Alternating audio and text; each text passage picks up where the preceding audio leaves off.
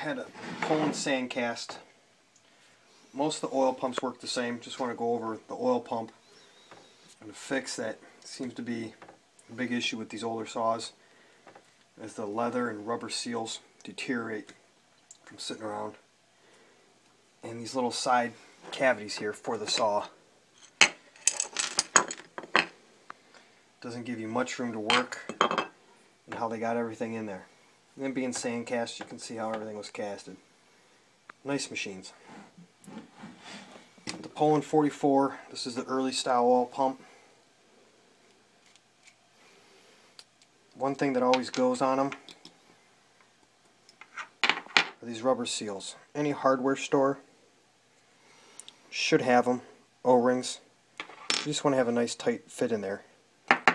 And these springs always seem to go right here. Any hardware store should carry springs. You don't need a ton of travel. You really want it to cup in there. That's the biggest key.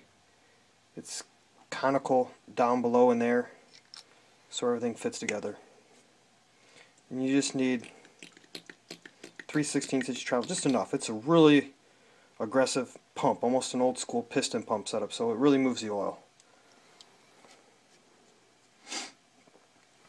The buttons are just pressed on. Just even pressure straight up, everything goes back on. I did notice that a David Bradley buttons work on those as well. These down here, the way everything fits in there, you really want to mark everything before you take it apart. Know it's full of oil. A steel marker works the best. Sharpie marker just wipes right off with the oil. You have an inlet and an outlet. Do not want to lose your ball bearings.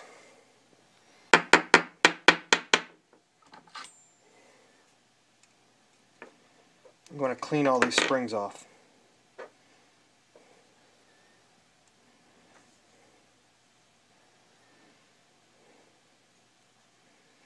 They're either going to rust up on you, or they're going to get full of old oil. You just want to clean all that off. They work opposite. One will be on top and one will be on the bottom. If you run into confusion, the ball bearing will always fit flush on one side or the other, and that spring's just going to hold it up.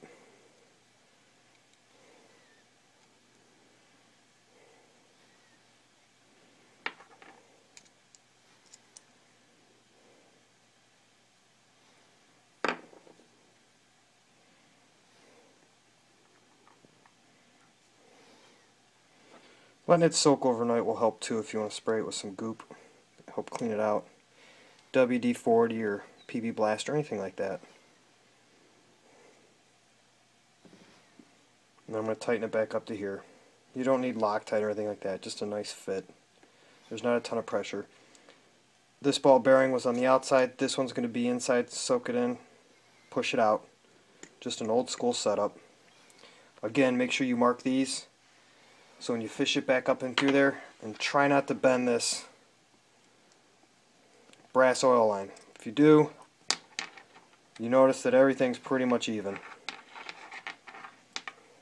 You can get away with bending it at a 90 with a loop, and it should work out fine.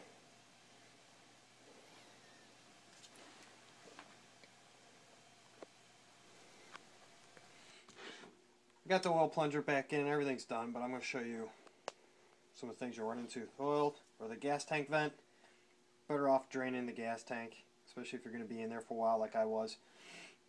She'll seep out. Before you put the plunger on and before you tighten the plunger down, the plunger assembly all the way down in there with that nut. You want to put it in there and get it half tight. You want to get it tight enough to where you can move that body around, the T-body of the plunger assembly, around by hand. Just kind of move it back and forth. Start the tank side, start that with 1 or 2 threads so it's movable. And with that T-body being able to be moved, you want to be able to put in that fitting and start tightening. Once you start moving the fitting and everything else, it gets tighter. Come back up here, tighten that down all the way. You can put your cap on then. Get that tight to where you're going to want it.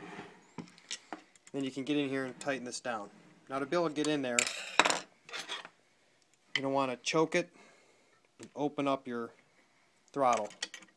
And then you can get your wrench in there to tighten it down. You can move that a little bit. It can be above flush because you still have another little extra recess in there. Don't want to bend it up too much.